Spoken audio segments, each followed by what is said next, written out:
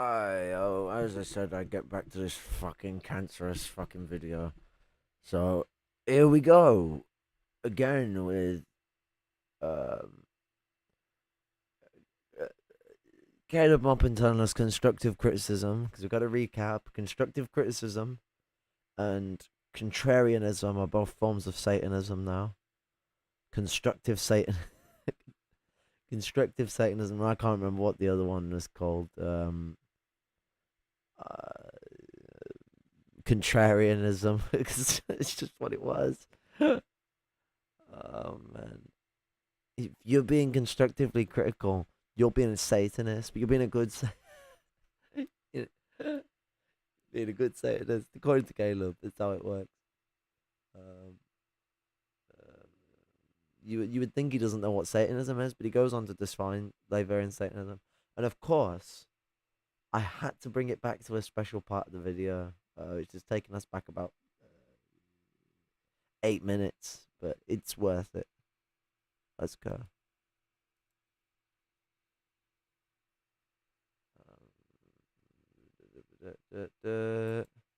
Protest movement. Smoke dope, get high, all the cops are gonna die. All right, they would chant that.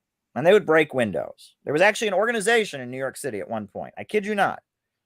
There was a left-wing activist group called the Motherfuckers. That's actually what they were called. The Motherfuckers. No way. The Motherfuckers. I wonder why they call themselves Why would they that. call themselves the Motherfuckers? They would call themselves the Motherfuckers because that's a bad word. And in fact, at the time in New York City, one could be jailed for saying it. So you're Lenny saying Bruce, that the they did it in went to political jail protest for saying motherfuckers on stage. And the group, what's non-political about it if they're doing it in political protest? You fucking ginger moron. actually, their chant, their salute was what Lenny Bruce had said. Lenny Bruce, the comedian, he was speaking at a comedy club in the early 60s, and he told a joke, and the punchline of the joke was, "This is a stick-up against the wall, motherfuckers."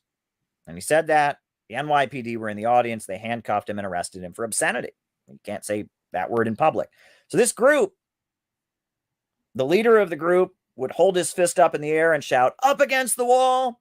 And the whole group would shout, "Motherfuckers!" This is Satanism. This is childishness. This is Satanism.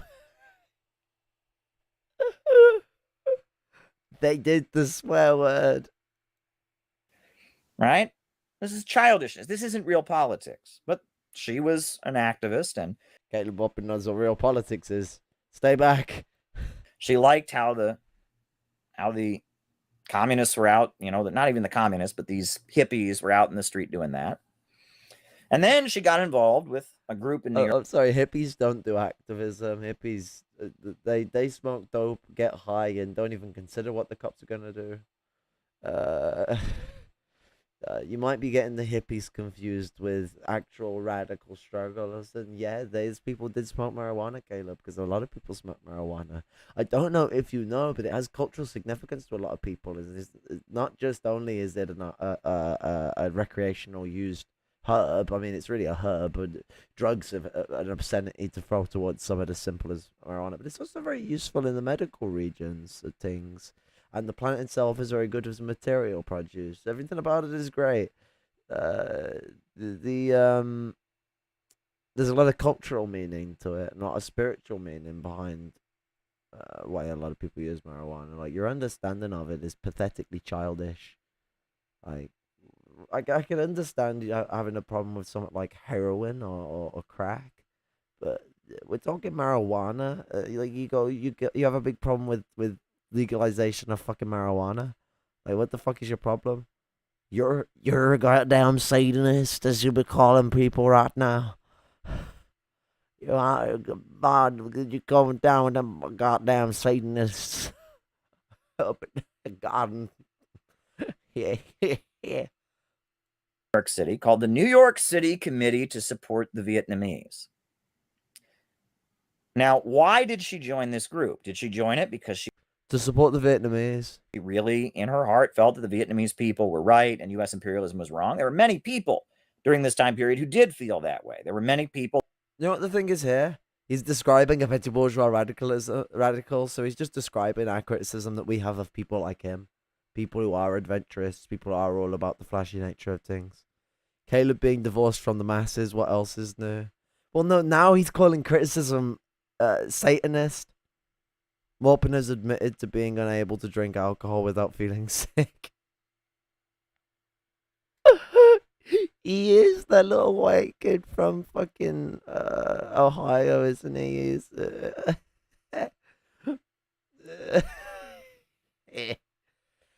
but no. So you see, constructive criticism is now constructive Satanism, according to Maupin. Caleb Maupin. I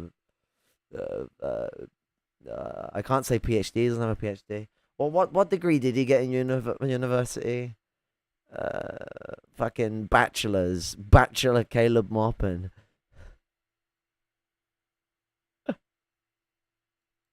It supported the Vietnamese people in their struggle against U.S. imperialism. That wasn't her. She joined the New York City Committee to support the Vietnamese because they've got she cool joined clothes. Them because they walked through the streets of New York City waving the flag of the. Yeah, but this is a guy who turns around and when he's with Dugan turns around and goes, "Oh yeah, what got me into being a communist was all the marching, the military uniforms and the sergeant militarism." So like, he's literally just projecting, and like the cynical mannerism he's speaking. Oh god, the face. Oh my they god, walked through the streets of New York City waving the flag of the enemy. That's true. They did. They waved the flag of the Vietnamese, and they chanted "Ho ho Ho Chi Minh." The NLF is gonna win. Ho ho Ho Chi Minh. A great chant, and I know many people who chanted that because they meant it. He knows all the people, man. He knows. But for her, it was very much. It was very much just, I'm being bad. I'm breaking the rules. No, I'm going against what I'm being told. And I knew this person years later because they got involved in activism. They were involved in helping someone else I know apply for something. I can't even get into specifics of it. But she was basically helping them be deceptive in the way that they applied for this thing. And it was one of the weirdest things I'd ever seen. This was not a young person. This was somebody well over 60 years old. Might have even been 70 at the time. I think at least well over 60. Caleb describing himself in college at LMAO. He still has his old videos up. Dude was wearing a hammer and sickle shirts and leather jackets. LMAO. He had messy hair too. Yeah, no, I mean, bring back college Caleb Maupin, the long hair. The going about wearing his gummy shirts. I want that Caleb Maupin back. Not ultra fascist Nazbol fucking lunatic Caleb Maupin. Like, let's go back to the days of the noughties where everything was not very good, but better than it is now. Let's put it that way, mid-60s. And she's sitting there helping someone fill out an application, and they're putting false information on this application. And she gets this grin on her face. Yes, we're going to lie. We're going to lie. I love it. And she's thrilled by breaking the rules. This is stupid. This is childish. Breaking the law. This is what I would call teenage Satanism, adolescent Satanism. Breaking the law. This is what you might call contrarianism. This is not real politics. It's not real politics. It's a form of arrest. Be careful of anyone that says real politics, because there's normally a way of pushing fascism. This isn't real politics. He turned around, 5 minutes ago and said that people turning around and fighting police in the streets wasn't real politics. So I don't know what Caleb Maupin thinks real politics is, but development. It's the person who's stuck in their teen years. They're aroused, they're thrilled by breaking the rules. But you dress like a 70-year-old. And their politics, for whatever reason, is rooted in that. It's rooted in saying bad words. A guy associates with Haas is complaining about adolescent contrarianism. Irony seems to be their greatest defense. It's rooted in breaking the rules. The best defense it's is an rooted offense. in sticking it to authority. It's rooted in childishness. Okay, but if they're sticking it to authority rather than disrespecting them, you could try and, I don't know, organize the people who are already wanting to throw eggs at the state, you know? Like, if they're wanting to start slinging rocks at Goliath, you know, you ain't... what do? Do you stop David from hitting Goliath with the rock, or do you give the man a fucking slingshot? Like, you don't fuck about. Like, I know that rocks ain't the best thing to throw at a giant, but you don't just turn around and tell him to stop throwing rocks at the giant. You turn around and you hand them the next best tool for them to take on the giant. Oppression must be destroyed. It can't be pussied about with. So rather than standing there to the side of struggle and glaring at it and just throwing criticisms all the time, why don't you aid the struggle? Start on that idea. I mean, you get all these donations all the time on your PayPal's. Well, your PayPal's been cut off now, but on your different paying services to which you harvest up your little funds to spend on, just like the CPGPML, fuck all communist expansive wise. Like, I mean, the CPGPML racking loads of money and they don't do shit. And the CPI seems to be going with that model. Don't do shit. Harbor a load of fascistic-minded dickheads and spin Marxism into its grave. Anti-communist communists who'd have thunk that history would repeat itself in such a fashionable way. It's like the 1920s all over again. It's like fucking someone needs to go and just hand everyone left-wing communism and infantile disorder just so we can get past this fucking bullshit. And this form of Satanism is not helpful. It's not constructive. And I would argue that it's something that we really ought to find out how we can get beyond. Now, it's one thing to recognize that whoever the U.S. imperialists are going after, be a better father, we stand in solidarity with them against U.S. imperialism. Right on, brother. I'm with you. It's one thing to recognize. Yeah, that's absolutely correct. He needs to get his bastard son Haas under control. Take the internet off him and send him back to school. That we would never support the capitalist government in going after anybody in the working class movement, and we would always stand with the oppressed against the oppressor. I'm with you. I'm gonna hold you to that. But when it becomes a fetish, when it becomes we're gonna break the rules. But I like breaking rules, Caleb. I like the enemy. I'm badass. When it did you say I like anime? Then what? But when it becomes a fetish, when it becomes we're gonna break the rules. I like the enemy. Oh, I'm the enemy. badass. I thought he was admitting to his love for anime. It's silly. It's completely silly. And that for a lot of internet communists, Caleb, it's good to break rules, you know, you fucking pussy-o. What's the problem with breaking rules? You fucking dingus. This is what their politics is rooted in. They're telling their mom and dad that they're wrong. They're asserting their independence as a person. Is that not a good They're thing? defying authority.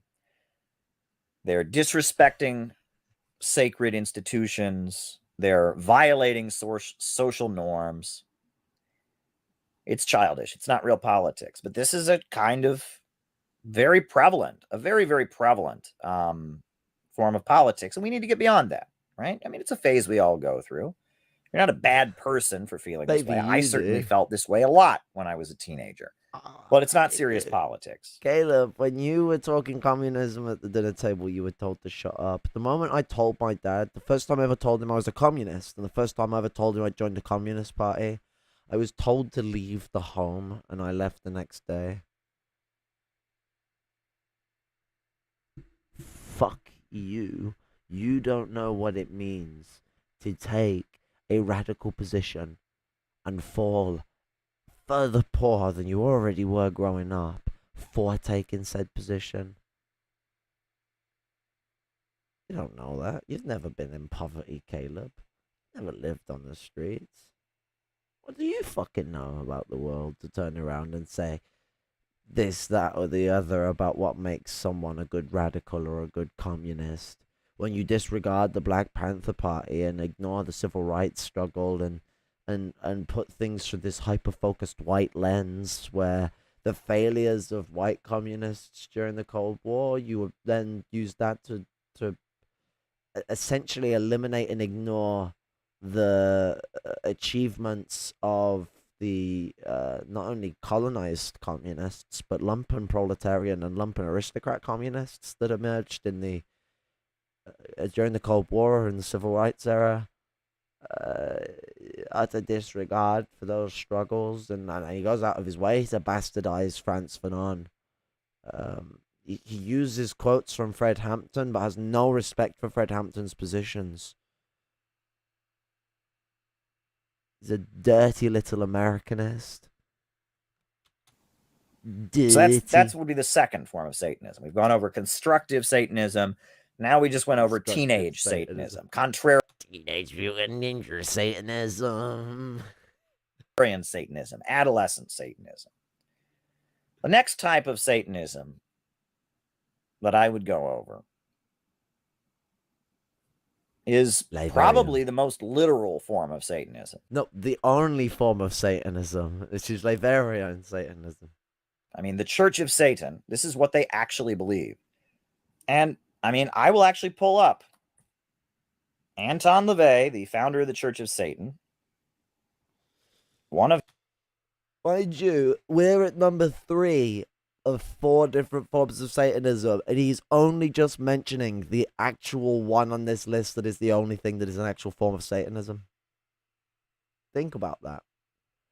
The first thing that he pushed was to push that criticism constructively can be assigned to Satanism, but then if you could apply constructively criticism to Satanism, you can apply any criticism to being satanic. So he's opening the door for his already very evangelically behaved followers to turn around and call any form of criticism towards them satanic, evil, like it's coming from a dark place.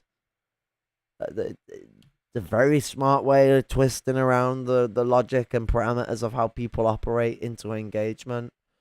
And it works on people more than people might think. Just because it doesn't work on you doesn't mean that it's for stupid people that it will work on. It works on people who want to lie in that mannerism to support their class interests. It's not so much about idiocy, it's more about disingenuity. His most favorite writers who he recommends Ayn Rand. Is Ayn Rand. Ayn Rand, the anti-communist Caleb loves Ayn Rand. That's why he wrote a book that's like... That's why he wrote a book that's at the Fountainhead combined with Mein Kampf, called Satan at the Fountainhead. The author of The Fountainhead. This is the climax of the Atlas Shrugged book by Ayn Rand. Your acceptance of the code of selflessness has made you fear the man who has a dollar less than you because it makes you feel that your dollar is rightfully his. You hate the man with a dollar more than you because the dollar he's keeping is rightfully yours. Your code has made it impossible to know when to give and when to grab. You know that we can't give away everything and starve yourself. You're forced yourselves to live with undeserved, irrational guilt. Is it ever proper to help another man? No. If he demands it as his right or as his duty, then that you owe him. But then why are these people opposed to helping the lumpen, the most oppressed sector of first world society?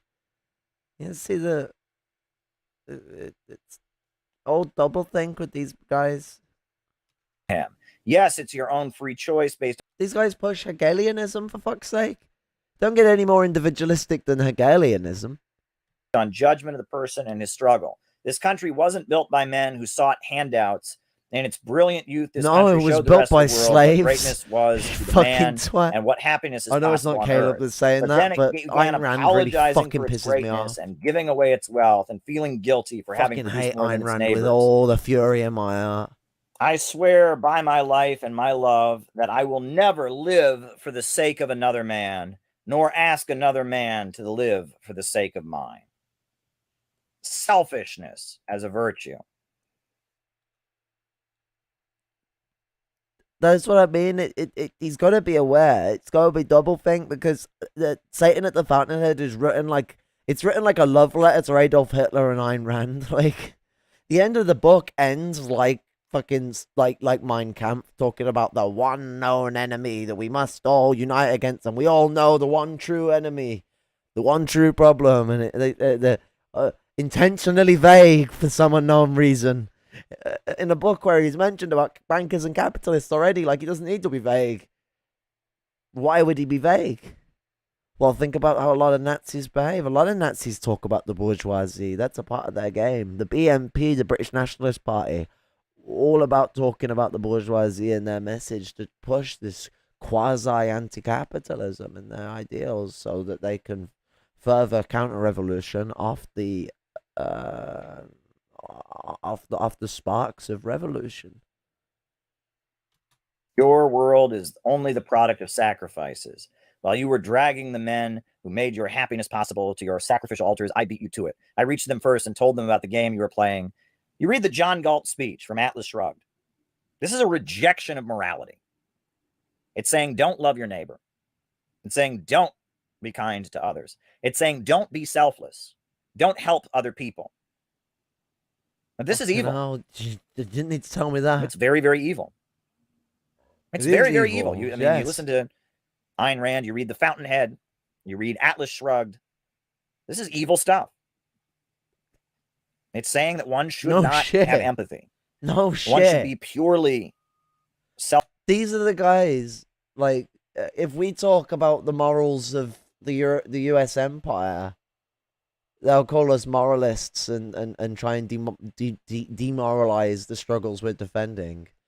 But then they throw moral language all around, and they like to point to what they see as evil.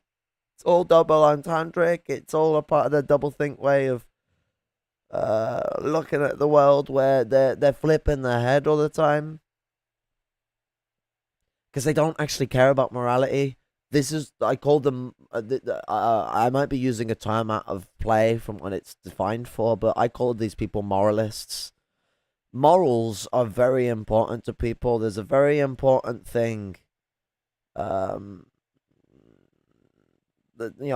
are a very important thing to uphold, but moralists and moralism doesn't uphold morality. What it does is it pushes a moral supremacal position so that it can so that they can vain themselves as this sense of great goodness. But when it comes to any actual test of morality as a core principle, they've got no respect for it, because they're individualists and they believe in the individual morals they ascribe to themselves, not to a common understanding of morality in society, which is how morality as and always would function.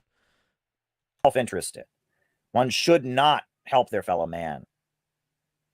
And that shit is dangerous. I mean, I don't know how else to put it. And it's the ideology of capitalism. Ayn Rand called capitalism the unknown ideal. What do you mean the unknown idea? Fucking crazy, bitch. The idea was capitalism had never been enacted because we have a post office, because we have government subsidized railroads, we have a military. But capitalism is a society where what people say in America. We don't get this whole, like, oh, capitalism doesn't exist in Britain. Like, we don't get that shit here. One helps anyone else. Capitalism is a society where the government completely keeps its hands off. Capitalism is a society where greed is unrestrained. Ayn Rand wrote about the virtue of selfishness, the idea that people should never have empathy for other people. Are you going to talk about Liverian Satanism anytime soon? Altruism. That man's empathy for other Someone men, mentioned Ayn men's Rand, and sympathy he's going for off other on people, one. men's desire to do unto others, Granddad, to have them do unto them, is the problem. Granddad, Kindness, stop. compassion are weaknesses. Greed, self-indulgence, cruelty, indifference to others is It's morality. worse than me for this kind of anti-moral like, teaching, Jesus Christ, that says your attitude should be screw everybody else, I'm in it only for myself. That stuff is Satanism. I mean, I don't know what you want to call it. You want to call it political Satanism. You want to call it it's pure doctrinaire Goddamn Satanism. It's what Satanism. Anton They LaVey got, actually they believed. got that, It's they got capitalism. It's that Ayn ideological Rand capitalism. books It is in their anti-moralism, library. straight Goddamn up Satanist. anti-moralism. And it's dangerous. And it's problematic. And You're it's what goddamn most of the elite dangerous. in the You gotta United be States careful believe. with these Now, goddamn Ayn Rand, Satanists. she wrote those They novels. multiply. Ayn Rand is for the masses. Ayn Rand is for business school majors. Ayn Rand is for edgy teenagers. Ayn Rand is for, for right guys. Ayn Rand is for edgy teenagers. Well, they have a more sophisticated version of Ayn Rand for the educated classes.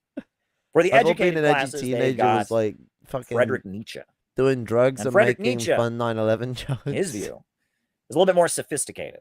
Friedrich Nietzsche, in his book Beyond Good and Evil, argues that he's bringing up Nietzsche. The Christian teaching, the last shall be first, and the first shall be last. Do unto others as you would have them do unto you. This is the slave morality. It's the slave morality. But this guy pushes might is right, so why is he opposed to Nietzsche? Nietzsche. What's his problem with Nietzsche? If anything, the guy likes Nietzsche. Well, it seems like these patsucks are doing like a reverse of what the Hitlerites did. So like the Hitlerites and Mussolini and all that, they pushed Nietzsche, even though they were really Hegelianists. But they sort of, I mean, Nietzsche is a Hegelian anyway. But you know what I mean? Like they went through Nietzsche to push Hegelianism rather than just being directly hooked to it, so that they weren't as associable with Marxists. It seems that like, to follow the prospects of fascism and Nazism, they have chosen to be Hegelians that distance themselves from Nietzsche, even though they very much love Nietzsche and push his might is right philosophy all the fucking time. It's the ideology of weak people invented to give them Inception, consolation. fascist edition. But the master morality is one that worships strength. When he talks about the Roman Empire, and he talks about ancient Greeks, and he talks about a society where people are purely living for pleasure and, and not empathetic to others and, fulfilling their great strength by beating down others. And he argues that Christianity is just something invented by the oppressed, invented by the weak to give themselves consolation. But really, we need to go back to might makes. Everyone stick your hands up if you know a fucking someone in the labor aristocracy or petty bourgeoisie, things like this. I know a fair many. Right. We need to go back to hedonism. We need to go back to greed is good. We need to go back to this kind of thinking. Now, this is a more sophisticated version of the Ayn Rand way of thinking.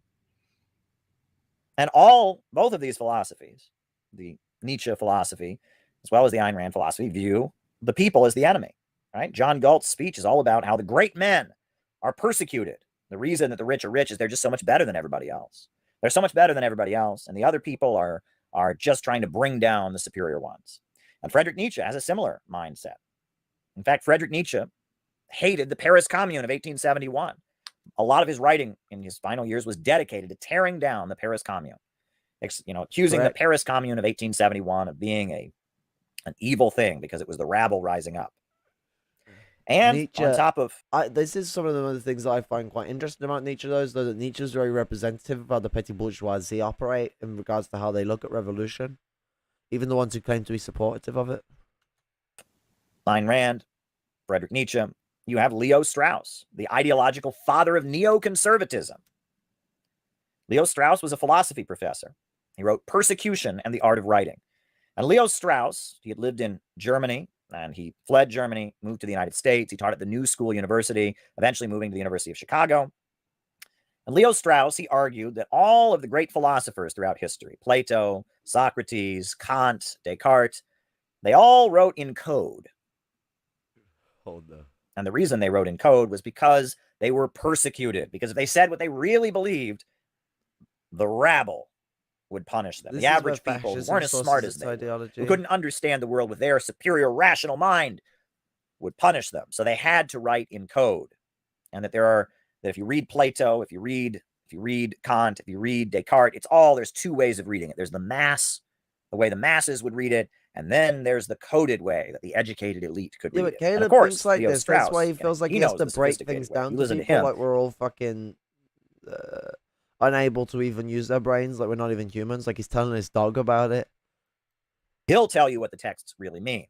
Many critics of Leo Strauss have looked at Leo Strauss's writing and said, how do you know? How do you know that that's what Socrates and Plato really meant? How do you know that? How do you know what Descartes really meant? How do you know that? Who told you? Who gave you the decoding machine with which to read philosophy? It's kind of one of those things you just have to. watch Caleb You just kind of have to believe videos. it. But That's how I know Caleb Maupin told me about it. I watch Caleb Maupin for history information.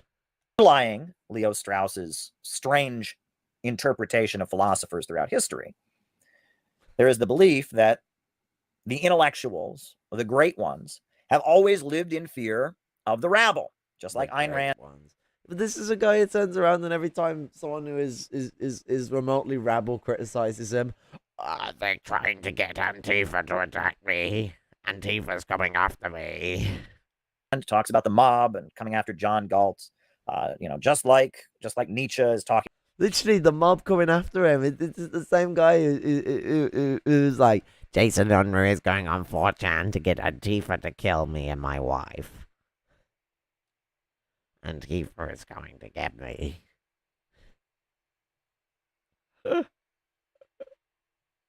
About how much he hates the Paris Commune. Central in the worldview of doctrinaire, moral, philosophical Satanism is this belief, cute, Caleb, you are. Don't that stop doing what you there are do. the chosen ones.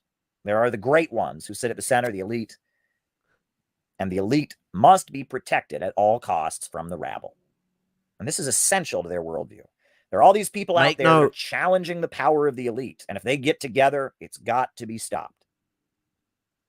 He's so condescending, it's just awkward to listen to him speak. Leo Strauss argued that what we like, we're not even talking about the Satanism anymore. Like, we're talking about Leo Strauss and neoconservatism. we have. I know I'm bad for tangents, but this is something he cut. Well, someone cut up and made a video for him. we need is propaganda. With propaganda, we can control the masses. Leo Strauss said that his favorite TV show was Gunsmoke, the cowboy TV show, where the good guy wears a white hat and is all good, not a single negative attribute. The bad guy wears a black hat and is all bad, not a single redeeming quality. He's a goddamn bad The good guy always wins, the bad guy always loses. And Leo Strauss told his students, many of whom became neoconservative politicians, served in the Reagan administration and the Bush administration, that this is how average Americans should be cultivated to understand politics. We need dumbed down, stupid propaganda for the masses. Make the masses brainwashed and controlled so they don't get together and trouble the elite. And that politics is about protecting the freedom of the elite from the persecution. Americans lack their goddamn freedom. That is the belief that is at the center of neoconservatism. And oddly, that is also at the center of what you can call the synthetic. Are we going to get back onto the topic of Satanism anytime soon? He hasn't even defined what what Leverian Satanism is, other than he likes Ayn Rand. Left. In the 1950s, the CIA. He's going on about the fucking cultural freedom program thing again, like as if that makes like everything about the 50s and the 60s bad. Like, forget the rise of the American Indian movement and the Black Panthers. Caleb Maupin's going to talk about what white people were doing and only what white people were doing. Launched a program which was fucking everything up, by the way. They weren't doing good shit. He's right to be critical of them, but it's interesting the way he's being critical of them is done to obscure the actual struggle that was going on at that time. He's looking solely at the counter-revolutionary struggle and making that the whole window. And not only that, he's looking solely at white struggle and making that the window of American struggle. When American struggle truly happens in the colonized groups. Called the Congress for Cultural Freedom. And the Congress for Cultural Freedom program was all about funneling money to freedom, intellectuals, the goddamn CIA fucking hit state, man. But were anti-communist. No shit. And Susan Sontag and Hannah Arendt and Mary McCarthy and Herbert Marcuse. He have this just like written on his wall or something, so he doesn't. These individuals were subsidized as part of this program. And one of the main things that they did was reinterpret what fascism is. Now, the scientific Marxist understanding of No fascism is shit. fascism is rooted in the breakdown of What are we capitalism. talking about? When the capitalist system enters a Satanism? crisis, the Why capitalists are fight we with each other. talking about One section of the Satanism? capitalists seizes power What is and going uses on? heavy-handed state measures and mobilizes the population to drive down living standards in an attempt to stabilize and end the capitalist crisis. Hitler did that. Mussolini did that. That's what it is. It's a form of capitalism in decay. I believe Lenin is widely quoted as saying, fascism is capitalism in decay. R. Palm Dutt, the Marxist and leader of the British Communist Party, wrote a great book, Fascism and Social Revolution. But Hannah Arendt and Susan Sontag, they had a very different definition of fascism. If you read Fascinating Fascism by Susan Sontag, the essay that she wrote for the New York Times Review of Books, if you read Eichmann in Jerusalem by Hannah Arendt, suddenly fascism is not the problem of capitalism in decay. It is not a Bonapartist maneuver. It is not liberal Western capitalist societies collapsing it's a petty into bourgeois illiberalism ideology amid an centered economic around and political crisis. Bonapartism, and this is a guy who pushes Bonapartism. So it's Bonapartism, but he says Bonapartism is what needs to be done in America. So he's literally projecting his positions onto these people while making a correct criticism of them. Yeah, they were trying to push fascism. So are you. Fuck, man, the doublethink is strong with this one. Oh, fascism is when the rabble get together. Fascism is when the inferior ones get together and start persecuting. He sounds like fucking Bob Page from the start of the fucking, Deus Ex game. The great intellectuals. And communism, according to Susan Sontag, is just the most successful form of fascism. It's fascism with a human face, according to Susan Sontag. Didn't someone turn around and disprove that she never said this or something like that? Like, I swear someone... I'm not going to say that that's the case, because she probably did say it, who knows, like... But I swear, like, there was someone who proved that, like, he's subscribing something from someone else to this person, but I don't know. I don't know who the fuck he's on about really too well, because he's on about Americans, and... American white socialists aren't really what I look at from the 50s and the 60s. I look at Kwame Ture, Eldridge Cleaver, Huey P. Newton, you know, the fucking Fred Hampton, the G-Stars, Malcolm X, Martin Luther King. I look at the good guys. I don't look at fucking white people. Why did we go in there for revolutionaries in that era? Caleb, do you not know your history? Who led the fucking civil rights movement, Caleb? Wasn't just colonized people. It was colonized communists, you fucking dorky dipshit. Fascism with a human face. Communism is nothing but the most successful form of fascism. And Saddam Hussein is a fascist. And Gaddafi is a fascist. We have Fidel Castro departed is a from the fascist. discussion on Satanism. And the West is great. Because with our liberal democratic system, we protect the intellectuals from the mob. This is the neoconservative view. This is the view of Leo Strauss. This is the view of Ayn Rand. This is the view of Nietzsche. And this is doctrinaire Satanism. It is anti-populism. At its core, it believes human beings are evil. Anti-populism is Satanism. Guys, I hope you're writing this down in your textbooks and not just laughing. It's disrespectful to laugh, okay? Human beings are the problem. And Malthusianism. He gets it wrong though, because like he tries to push the like people who are degrowth of like material growth when it's like, well, we produce more than the population of the earth could even use.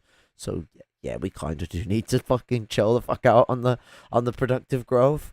You know, it's fine for people growth to happen. We got more than enough space for that. Fucking shit tons, but material growth, we can't keep doing that. We're a bit fucking bankrupt and also producing more than we could ever need.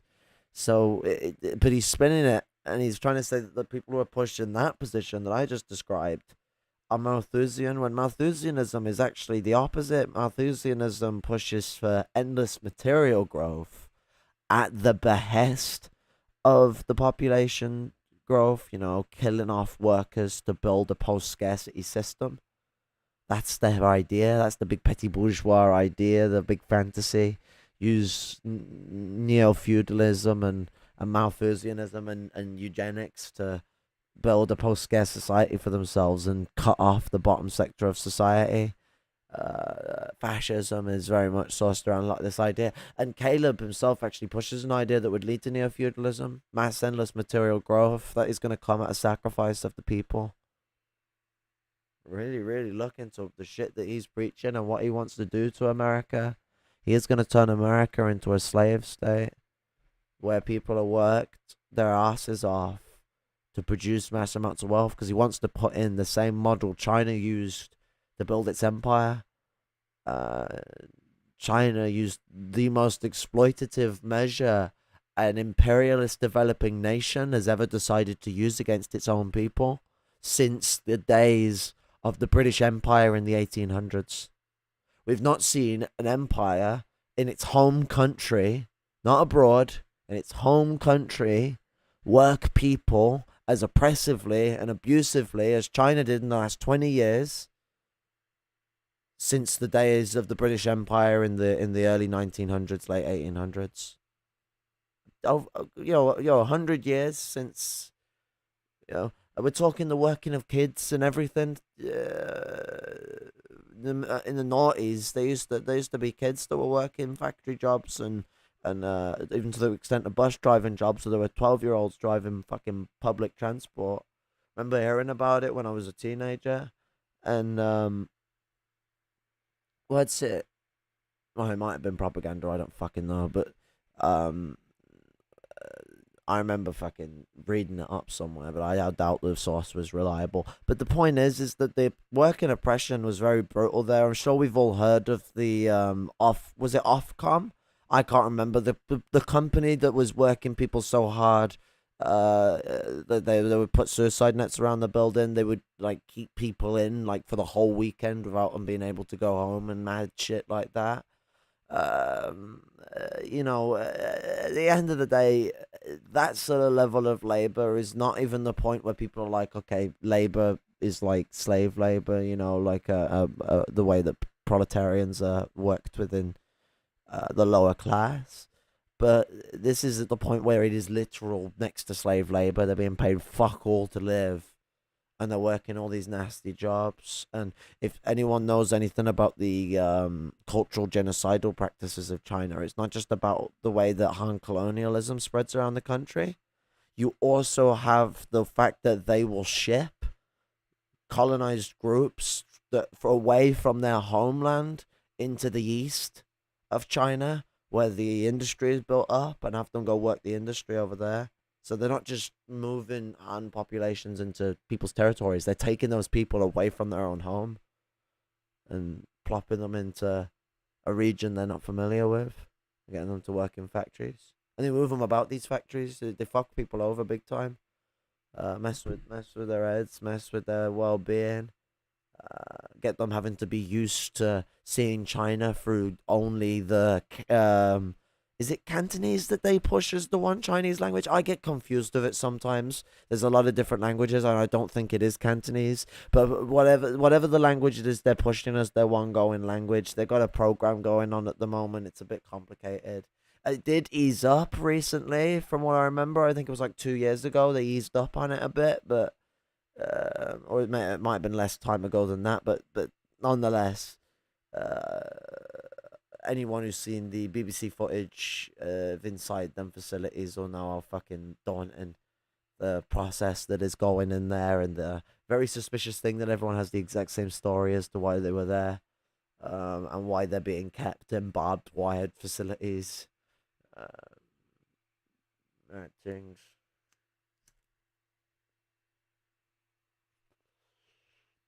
But people are afraid to talk about these issues because it involves China, the rising empire. But this rising empire has shown how abusive you can be to bring yourself up to power. And the US is getting a big taste for that because they're losing power. They want to do anything to keep themselves in a position of power. And bringing the factories back and working their people like slaves is something that's not too far-fetched for them. And they know that because they've kept a distinct lumpen class that they've segregated from employment, they might actually be able to get a mass amount of people to work these factories for dirt cheap labor. wages, at least minimum wage.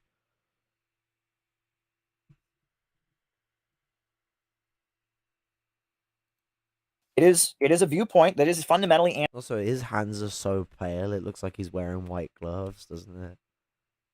problem. And it is a viewpoint that is fundamentally anti-human. Human beings are not animals. Let me repeat that. It's mad because of how red he is. Did he say human beings are not animals? What? Is he talking about someone else's position? Human beings are the problem. And it is a viewpoint that is fundamentally anti-human. Human beings are not animals. Let me repeat that. Human beings are not animals. And this is something that is basically acknowledged in a very important essay by Frederick Engels called The Role of Labor. Human beings are animals. What the fuck you on about? And Engels didn't disagree with that. What? We're not wild animals. Sure, but what the fuck you on about, Caleb? What? In the transition from ape to man. And go and read it. It's a great essay by Frederick Engels about what makes humans different than any other species, right? What makes Yeah, but that doesn't make us not an animal, you fucking twat. them different? Is it that humans have a civilization? Well, an ant farm is a civilization. What a weirdly Christian conclusion you've made out of a very non-Christian piece of literature.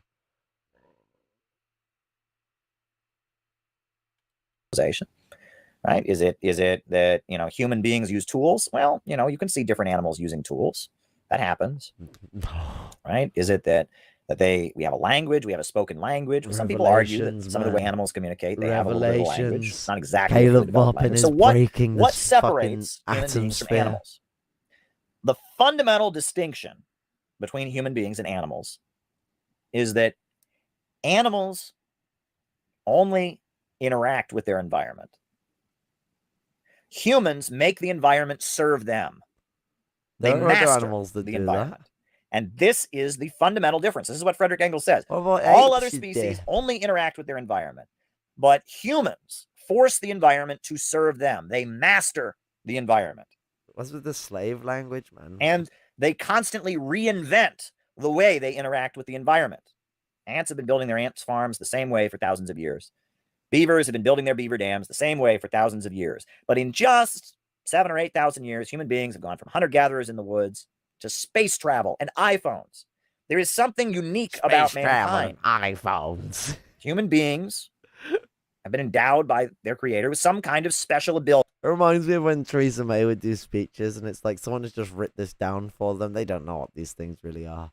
Caleb Maupin is still going like, well, we can mine asteroids and break the resource problem. That makes them separate he needs to stop listening to Elon Musk. From other species. And then again, Elon Musk claims to be a socialist billionaire. Caleb, maybe you should start getting involved with him. It would be eye-opening. Philosophical, doctrinaire, ideological Satanism doesn't see it that way. Eye-opening. Anton LaVey says, man is just another animal. He's actually back to Anton LaVey, everyone. Give a round of applause.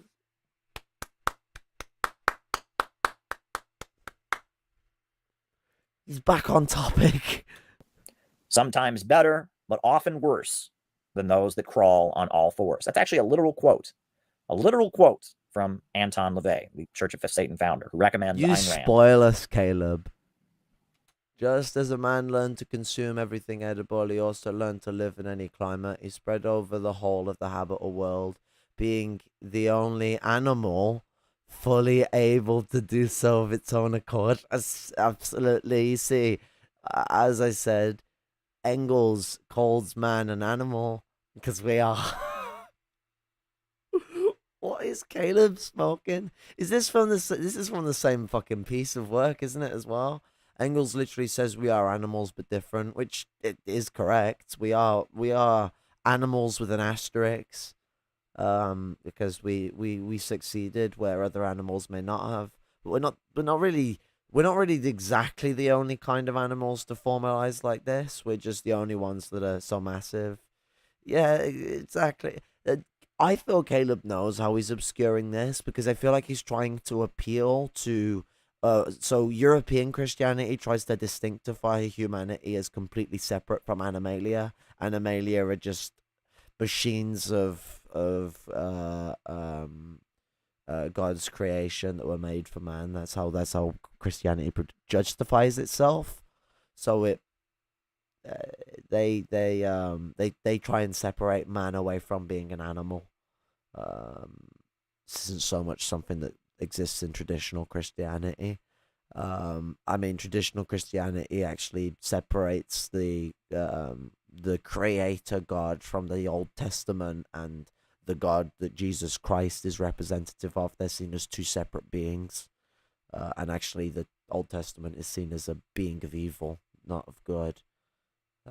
But that's Oriental Christianity. It's not so much respected by the Catholic Church, and a lot of Oriental Christians have bent to the will of what Orthodox and Catholicism push in Europe. So it's complicated. But that was the principles of the Christians of old. They see the world as a world of greed is good, might is right, selfishness. They see the law of the jungle as ideal. They see compassion as weakness. They see people working together in groups as dangerous. But you sort of treated our compassion for the Native Americans as a weakness. And then tried to pull a whole historical revisionism on us. The double think with you, Caleb, really exhausts me. It's why I had to break this up into 2 videos. And totalitarian. And this is classical doctrinaire Satanism. Is it? And it's an elitist worldview that views some people as being naturally superior to others. It views the majority of mankind with contempt. It argues that there's a special group of people. There's a special group of people, and that this special group of people must rule over the rest of mankind, and that there needs to be all kinds of mechanisms to make sure that the rabble never get together and challenge the power of this special group of rulers. This is the Satanic worldview. It's the John Galt speech. It's Leo Strauss. Is it? Susan Sontag. It's Ayn Rand. Thanks for letting me know. It's Nietzsche. It's anti-human. It's Nietzsche. And it's really... Please do the pronounce it wrong thing, Caleb, where we say Nietzsche. It's funny. It's plain and funny. It's nice and dry. Just call him Nietzsche. It spins it up. You're white. You speak Anglo-Saxon. You've got all the excuse to say everything that is not English. That's not English incorrectly. You're an American as well, so you got even more excuses to say things incorrectly. You goddamn Satanist. The 4 forms of Satanism. Contrary to everything human beings have ever He stood hasn't for. got to the 4th form I'm not a yet. huge fan of the U.S. Department of Justice. They need to free Alex Saab. They need to free Leonard Peltier. One time I was walking through the streets of Washington, D.C., and on the walls of the U.S. Department of Justice building, I saw a phrase. And the phrase was this. It said, "Where law stops, tyranny begins." Think about that. When law stops, tyranny begins. What does this mean? When law stops, tyranny begins. God, he's buying into right-wing propaganda. Doesn't make any sense. Isn't law a form of tyranny? You're telling people what to do. But think about it. Without law, it becomes the law of the jungle. And what is the law of the jungle? He's literally defending legal, like the laws of capitalism here. He's buying into right-wing propaganda. He thinks that without the laws set by capitalists, tyranny will just begin. Fucking humans aren't. Well, I mean, when not put in mass positions of power, humans aren't typically savages. But unfortunately, we live in an imperialist system, Caleb, that developed from people gaining power over other people and it becoming a tasteful activity. You know, tyranny already exists and already has been continuous. It's just exported out to the lowest sections of society. You know, those lumpen proletarians you really don't like, Caleb? And to the third world. those people you choose to ignore all the time and just gloat about one time you went to Yemen with some aid stuff, but you don't talk about the genocide of Yemen very often or ever at all, really. And I don't really hear you mention much about Palestine. You have no criticism for China's fucking, love for Israel as a trade partner, and no criticism. Might makes right. You're a goddamn Satanist. The strongest survive. And in our society, the strongest people are those who have the most money.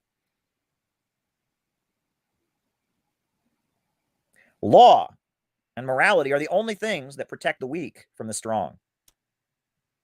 Right? What stops if an old woman is crossing the street and two big strong guys want to run up to her and punch her in the face and take her purse? If there's no law, they can do it because they.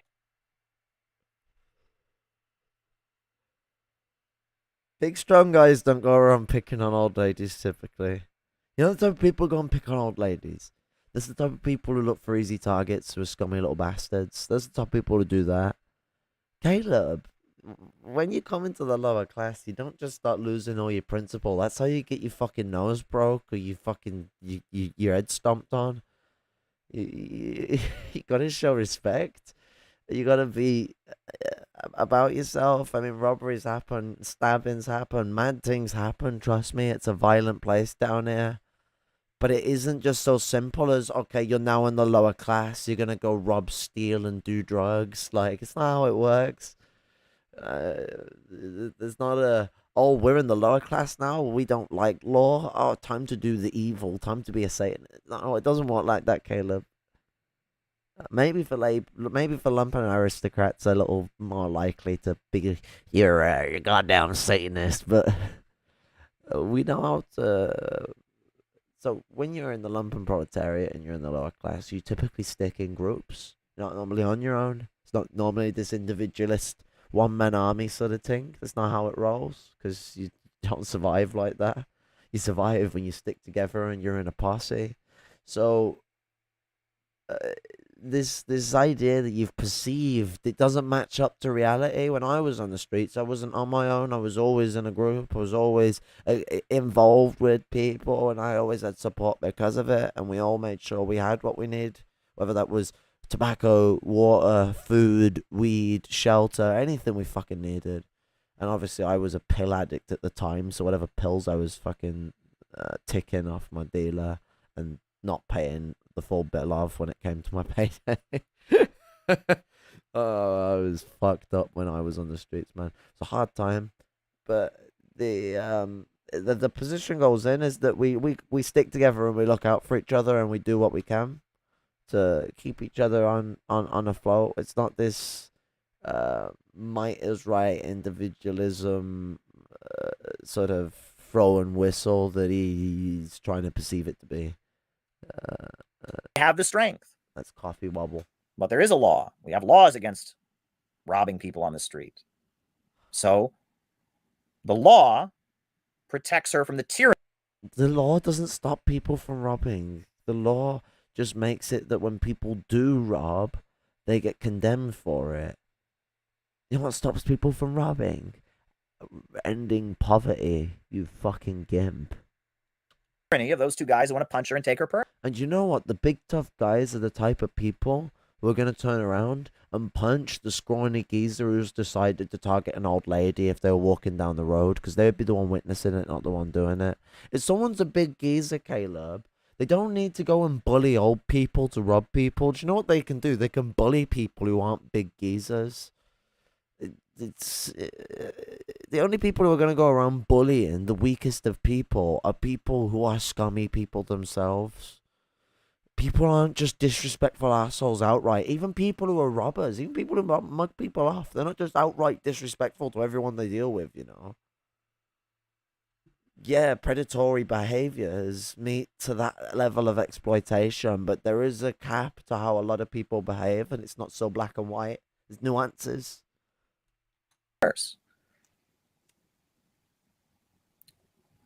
What stops your boss from paying you 10 cents an hour? The law. The law says there's a minimum wage.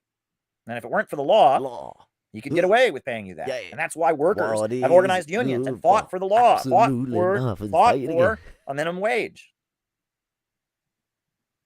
The tyranny of your boss is restricted by the law. Now, we all know that in our society, the richest people manipulate the laws to serve their own ends, and that law under capitalism tends to serve the rich. But in a socialist society, we will have law, but it'll be a law of the people. It'll be the masses getting together. Yeah, but then obviously you can't ascribe the principles of behavior of how we would look at laws in a socialist society to how one would look at laws in a capitalist society. Because then you're pushing legalism. Together and changing the law and taking control of the means of production and reorganizing society. But it won't be the abolition of law. It won't be going back to the rule of the jungle. Coming from a guy It'll be the like opposite. Roosevelt. It'll be becoming even more civilized than Take capitalism. the means of production. In capitalism, we have a law that is so ridiculous that Jeff Bezos can pay no taxes, and you and me are paying a decent amount of taxes. That's ridiculous. Well, in a socialist society, the rich won't be writing the laws anymore. It'll be the dictatorship of the proletariat, right? We live under the dictatorship of capitalists.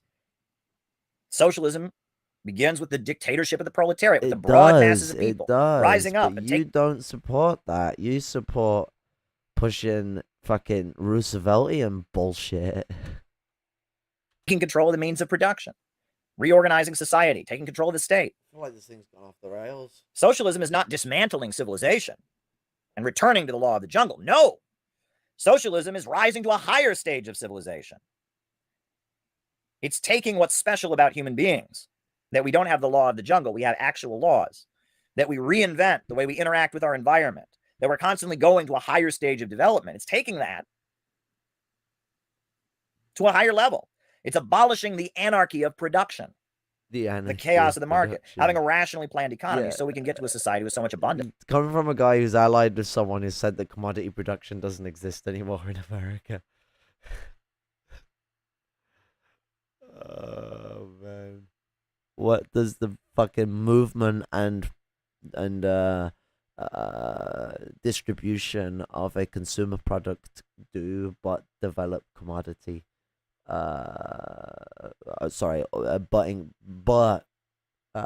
Move the process of commodity production. Now remember, commodity production involves distribution as well. So yes, the first world is not so much tied to the creation of a commodity anymore, but they are involved in its chain through the consumer service class, which has been bourgeoisificated. It's complicated. Already the theme of this video, but Caleb Maupin has already turned it into a tangent session. Away, and the state itself and the law and all these things we've invented. It takes the heat away from me and how bad I am with tangents. Thanks, Caleb. To try and make the best of a world full of scarcity can fade away. That is the idea.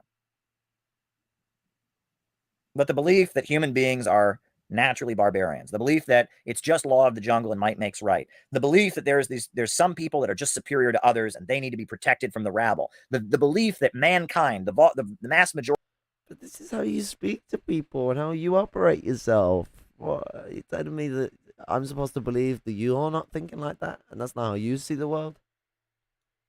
Majority of human beings are deep down ugly people. Give me a migraine, you do, Caleb. Are ugly, dangerous people. That is doctrinaire Satanism. It's the oligarchical view of mankind. Damn Satanist. It is the anti-human view. That you're gonna get. And I would say that is the prevailing view. It's the view of the synthetic left. It's the view of the right wing. It's the view of the neoconservative right and of the synthetic left. The neoconservative right, their view is that capitalism, American capitalism, is the greatest system. The people who work the hardest and are the smartest are the richest. And governments around the world that challenge U.S. imperialism are all societies where the mob, the rabble, has risen up and taken control of the government. So the USA needs to spread freedom around the world by attacking and beating down these governments so they can have societies like we have here where the elite, the best, the greatest rise to the top, and the rabble are held back. That is what neocons believe. That is what neoconservatives believe. That's why they justified the U.S. invasion of Iraq. That's why they wanted to destroy the Soviet Union. This is what neocons believe. The American system is ideal because the elite rise to the top, because the rabble aren't able to get together and restrict the freedom of the elite. And that we want to spread, we want to have a global movement to spread this great American system around the world so the elites can always be protected and the rabble can never get together and restrain the great man. That is what neoconservatives believe.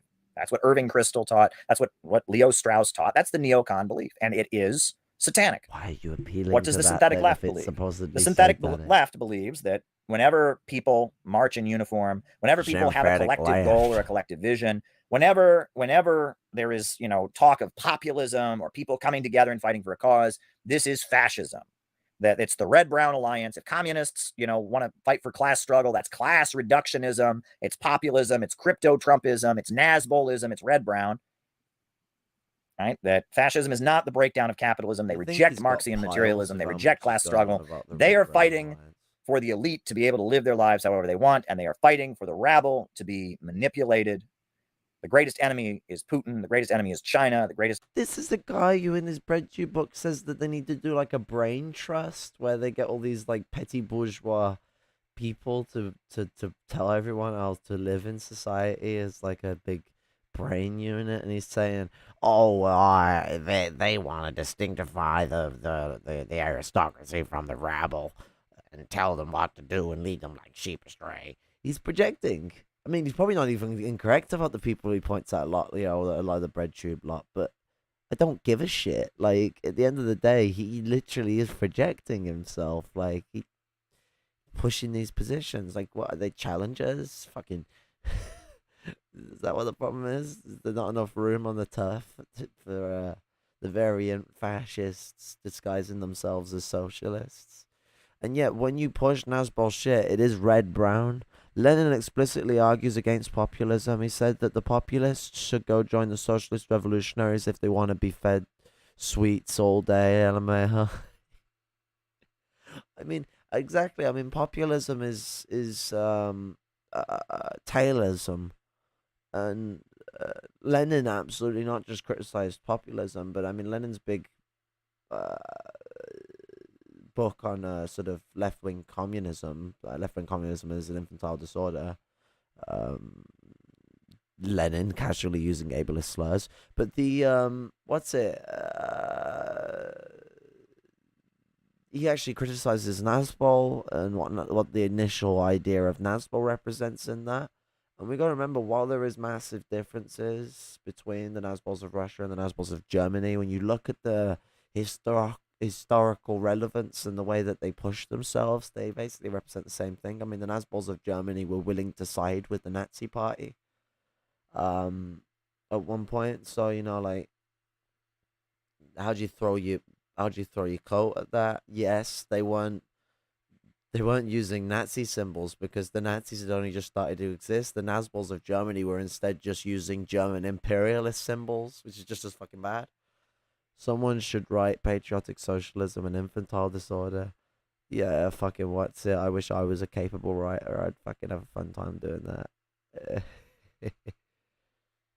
Used to get some of my fucking drill tweets and rage comments that I've typed in the past. Enemy is Venezuela, and the United States with its universities, and Facebook and Twitter with their social engineering and their free expression that's maneuvered and manipulated to brainwash you for the elite. That is the expression of freedom. That's what the synthetic left believes.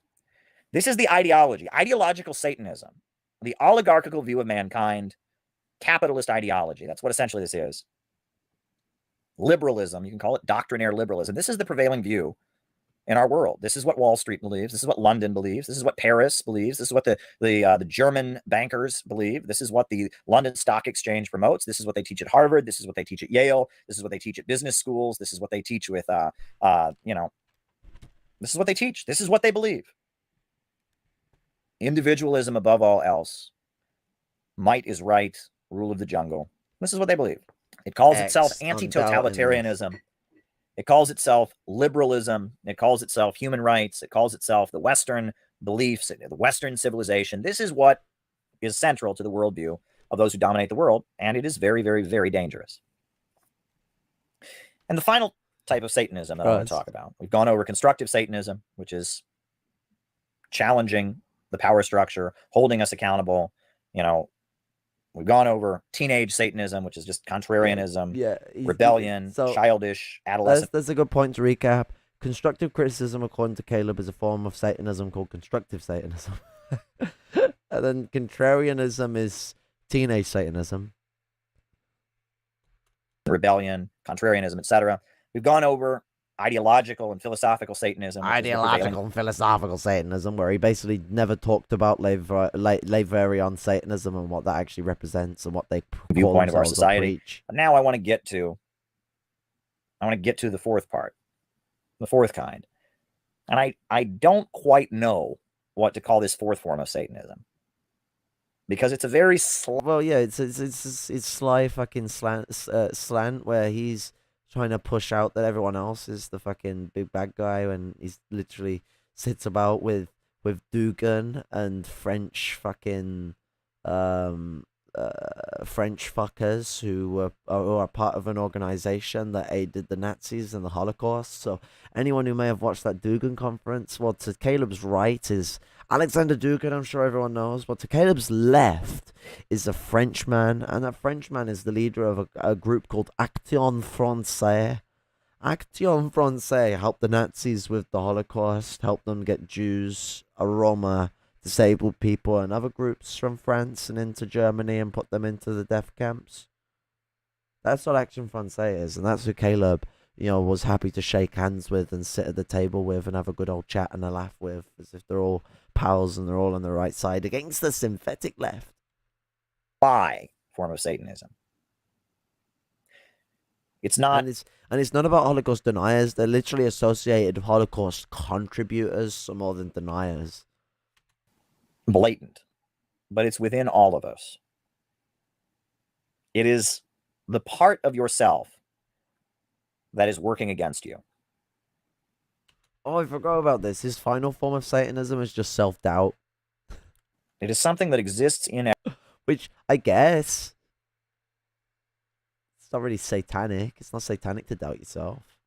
Caleb Maupin is a synthetic left, and so everyone that he is associated with or formerly associated with. Every individual. Well, except for us. It's that thing that gets in your way. It's that voice in your head that says there is no hope. It's that voice in your head. With them already, your alarm goes off in the morning. You want to go and have your day that says, what's the point? There is no hope. Everyone's against you. No. It's that voice in your head when you get a plan, you get an idea of how you can move ahead in life, how you can go accomplish something, how you can get involved in a political organization, how you can do something creative that says, everyone's going to laugh at you. That's stupid. You'll never succeed. It's that part of you that says there's no reason to get up in the morning. There is no hope. You have no future. You have no value. No one cares Lucifer about has you. told you not to You're get out on of bed. your own. Your life sucks. Your life is pointless. It's that part of you that in some cases drives people to suicide, that drives people to become drug addicts, and try to silence that voice with drugs. In some cases, it's the voice of an abusive parent. In some cases, it's the voice of an abusive partner. In some cases, it's the result of traumatic and painful experiences. In some cases, it's the result of just hostile conditions that have made it much harder. We all have a part of this. There's a little bit of this in all of us. It's not a constructive voice saying you could do better in this area. It's not constructive Satanism. It's not telling you to improve. It's not giving constructive criticism. No. On top of that, it's not adolescent rebellion. It's not encouraging you to break with social norms, to fight with people, to challenge status quo in kind of a juvenile, shallow, contrarian way. It's not that. It's not doctrinaire Satanism, contempt for humanity, elitism, anti-populism. It's not that. It is a destructive piece of your soul. It is something within your psyche that is trying to kill you. I want to smoke. It is trying to tear you down. Man. Like it's like he hit It's the pessimism. bong before he came on stream. Like, It's hopelessness. It's depression. who gave him the And magic that bong? Is the fourth type of Satanism. And Seeing into the zeitgeist. the first type he of knows the Satanism, four forms of Satanism, we need that. Guys. We need that. Our We ruse need is up. constructive We've got to challenging. retreat. But the other three, we need Into to battle the against. caves. We need to battle against adolescent, Oedipal, rebellion, and strive to have real politics. We need to battle against the oligarchical view of mankind, the anti-populism, the ideology of liberalism, the might is right, anti-collectivism. And we ultimately need to battle against the destructive impulse within ourselves. The battle commences. Toxic shame is what Turbo GG is calling it. Toxic shame. Whatever it is that is pushing that fourth form of Satanism in your life, wherever it came from, whether it came from just the chemicals in your brain, traumatic experiences, abuse, wherever it came from, probably the best cure for it is other people. In fact, the reason, oh, that's interesting. The reason that there's so much of that fourth form of Satanism, that toxic shame, that pessimism floating around, is because people are more isolated than ever before. No, that he's Human actually beings correct are there. not He's actually supposed not to be wrong able to there. fight People against are more that stuff isolated on than their ever own. before. Human beings need other people. But the capacity to connect is greater. So those people that are isolated can be de-isolated. But do you know what they need to do, Caleb? Do you keep pushing them not to do? Which shows how you know what you're doing, because you know the problem and you're pushing against it, rather than pushing against its solution. Connecting with the lumpen proletariats. That is the solution, Caleb. But you turn around and push labor aristocrats away from engaging with the lumpen proletariat and learning from the struggles of the most oppressed groups. And that blinds them into their own little fantasies of them being representative of the working class, when they're not even just middle class, they're fucking petty bourgeois a lot of the time, not just labor aristocrats, petty bourgeois people. These people, we don't want to, in a revolution, you want to be able to have the most peaceful revolution you possibly could have, and you want to have the most amount of people on your side, so that there's the less amount of carnage in the struggle. Socialism is supposed to be an opposition to barbarism, but you can't do this if you're turning around and pushing the people who are most likely to be oppositional to socialism away from the one way they could learn about socialism.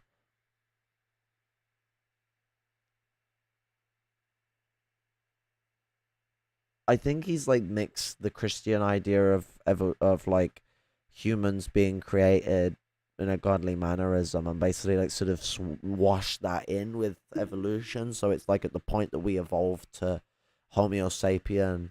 I think we're Homo sapien sapien. I think that's the actual full genus. But nonetheless, he seems like he's doing the whole Christian thing where he's mixing it in, where like as soon as we reached that point, something magic happened and we sprung up into what we are today. Like, it's a bit twisted and fucking stupid. But Caleb Maupin, what do you expect? Basically, people like has one violence against the lumpen and proletariat. Yeah. I mean, especially against the lumpen.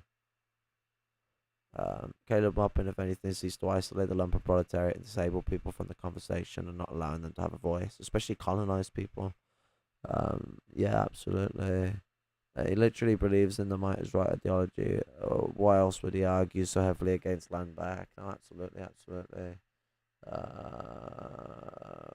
That's what Caleb believes. He doesn't think there's any hope in the people of the proletariat. He thinks the proletariat are stupid and blind sheep. That's why he supports Malthusian garbage that will inevitably kill all many of the disabled people and people of color, the indigenous, etc.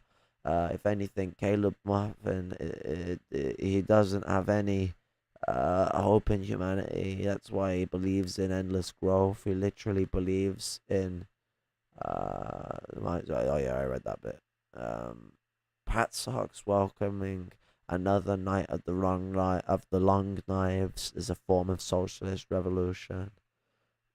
They seem to be taking hits and fucking spoons from fascists. I mean, they're all going at Nietzsche, but they follow Hegel anyway. So it's like, I mean, you guarantee you they like Nietzsche, and they're just slandering him because they know if they admitted that like Nietzsche is really important to how they look at dialectics, that they would be obvious they're a fascist, and it would give it away like that. Nietzsche's dodgy. Like, there's only one way to like Nietzsche, and that's because Nietzsche shows the dodginess of the petty bourgeoisie. Like, their hopefulness turns into brutality.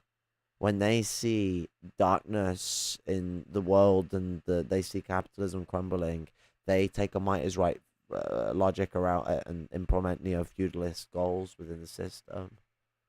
Yeah, I read that. God, he can't resist anti-Semitism, can he, Jesus? Absolutely. Oh, yes, and his point. Oh, yeah, I dealt with that earlier. Caleb Maupin is the synthetic left, and everyone that is. Yeah, I dealt with that as well. Okay, I'm up to date. They're not against violence as long as it's against the colonized people and the disabled. They see those groups as undesirables, and people will get violent when things get bad enough. They're not against violence as long as it's against the undesirables. It's why they are bootlickers for capitalism. And how can you claim to be against violence when you support the most violent system in existence? Absolutely spot on. Absolutely spot on.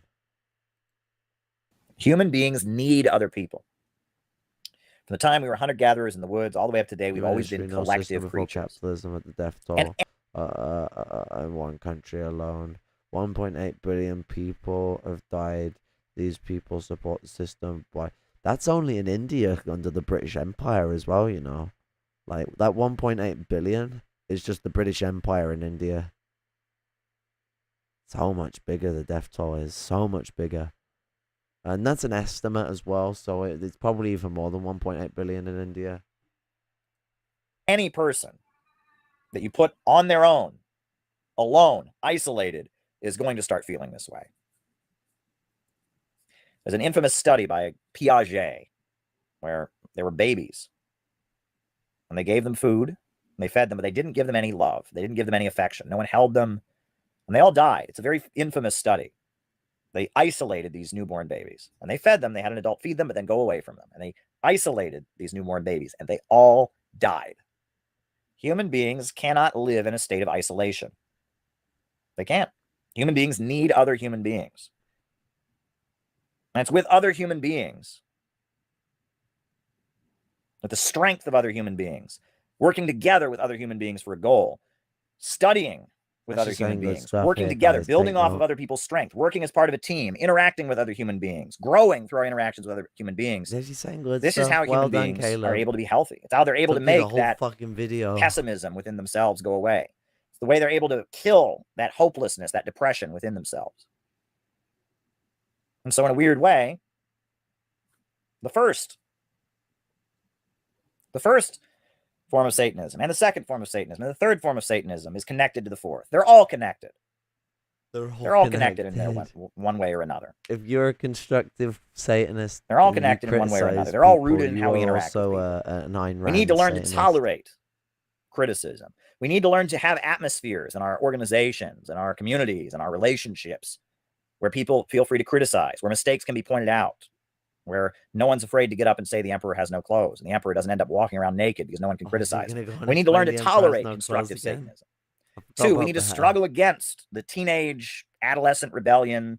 We need to struggle against rebellion for rebellion's sake. We need to struggle against, screw you, mom and dad, I won't clean my room. We need to struggle against that. 3rd, we need to absolutely wage an ideological and political battle against anti-populism and liberalism and the oligarchical view of mankind, the capitalist ideology, whether it comes from Ayn Rand, from Friedrich Nietzsche, whether it comes from... No, he hasn't said that we need to push against anti-communism. He said we need to push against anti-populism. Listen to the words Caleb uses very carefully. They're purposeful. Leo Strauss or Irving Kristol, whether it comes from ContraPoints or Vosh, wherever it comes from, Susan Sontag, Mary McCarthy, wherever the oligarchical view of mankind is espoused, we need to struggle against it. And fourthly, word again. We need to be there for... Yeah, but you goddamn bringing out that goddamn populism again. Freedom-loving land of America. For each other. We need to build communities for each other. We need to care for each other and support each other. And build combinations, organizations, to support each other, to suppress that isolated, pessimistic, hopeless voice within ourselves. And that is my opening remarks, my presentation on the 4 forms of Satanism. This is probably the first time in your life you've ever heard a Marxist analysis of Satanism and the 4 forms of it, and I just gave it to you. And that concludes my opening remarks. Thank you, everybody.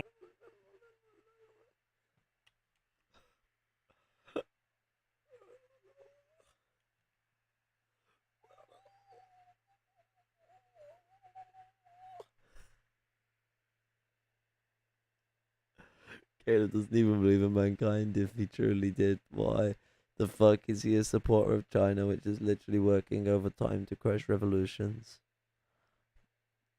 You not hear what Has said? The the revolutionaries are all just Americans, guys. They're all American agents. Has the barometer of revolution. Oh, so apparently China's doing a good thing because it's crushing those evil Maoists. They like Duterte. No way. Well, I mean, anything that makes profit for the Chinese Empire, eh? That is the sort of aim of their game. China is working harder to crush revolutions than the Nazis, USA. What does that tell you about China versus America in the terms of its fascism? Well, China is not so much about working hard, but it's so much that they gear their economy around oppressive regimes, and they do what they can to skew their resources in ways that will overpower revolutions. Nepal, they were very hands on, but with the Philippines, they're a little more hands off. But that's because China's been doing that to be on its toes so it doesn't get on the back end of US imperialism before it's ready. The longer that it can keep the imperial peace that's been going on these decades, the longer it can keep building its empire up unafflicted, which has been very beneficial. So it's sort of China is a hands-on, hands-off sort of situation with it.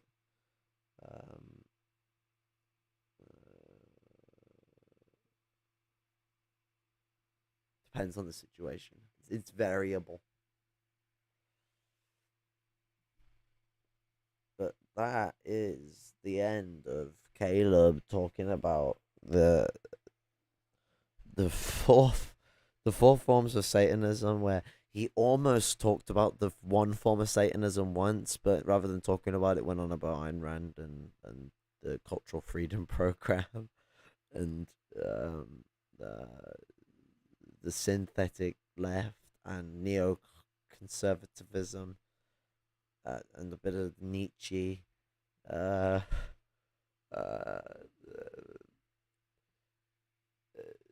And then he called, we got constructive criticism, Satanism.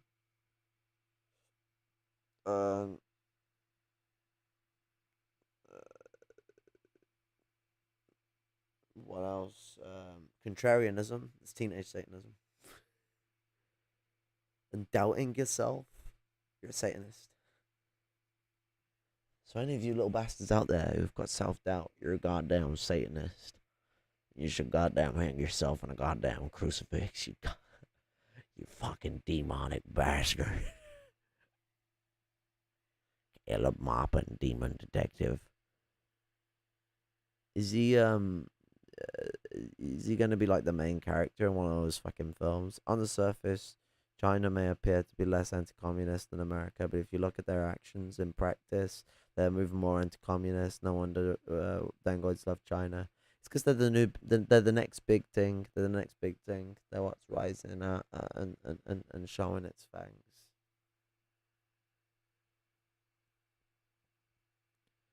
Well, I mean, it was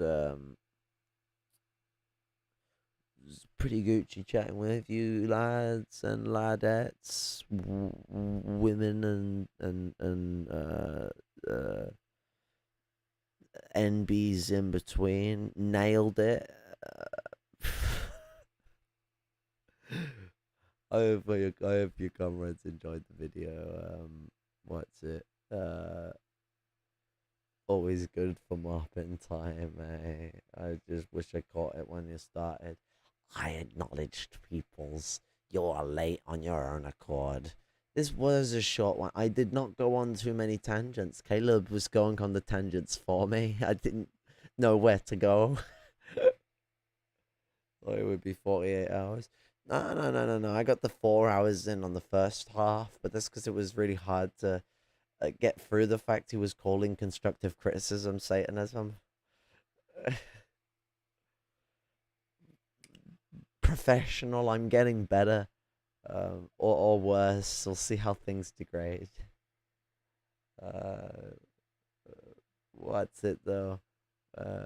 Red salute dingus berry soups here funch you a bunch of fucking fairy sticks, mate. Catch you in the fucking next one, you bastards.